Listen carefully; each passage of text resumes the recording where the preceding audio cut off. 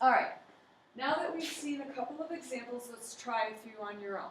Let's try to convert 14 inches into feet. So the first step you're going to do is you got to figure out what is the relationship between inches and feet. The relationship is 1 foot is equal to 12 inches. Then you're going to take your 14 inches and you're going to multiply it by a fraction using these two values. One's in the numerator, one's in the denominator. I'm going to let you work that. Pause this if you want so you can figure it out and then turn it back on. Okay, so let's see if you have inches go in the bottom because this is always, a 14 is over 1. Inches always is in the top unless you see a fraction bar making it go in the denominator. So we're going to say 12 inches in 1 foot. So if I multiply across, I get 14 over 12, and I see I can simplify out a 2, so that's 7 over 6. 6 goes into 7 one time with 1 left over, so it's 1 1/6 of a foot. So hopefully many of you got that one right. Let's try another one. How about 14 pints into quarts? So we have 14 pints, and I want to turn that into quarts. So I'm going to let you, first thing you got to do is find the relationship between the two, pints to quarts. You can pause this for a minute. Okay, so I know that my relationship between pints and quarts is 2 pints equals 1 quart.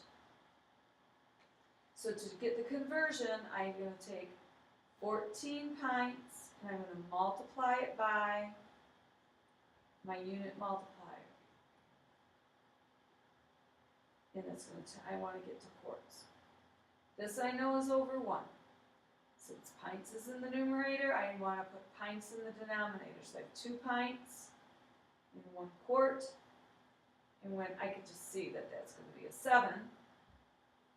And I'm going to be left with quarts. And we have 7 quarts. 14 pints is the same as 7 quarts. Hopefully you all got that one. All right, let's try one with a mixed number. 3.5 yards, and we want to turn that into feet. 3.5 yards, and we want to turn that into feet. All right, so the relationship, I'm going to let you pause it and you figure it out. All right, so my relationship between feet and yards is 1 yard is equal to 3 feet. So I need to, first of all, I need to take this and I need to turn it into a mixed number. So that's 6, 7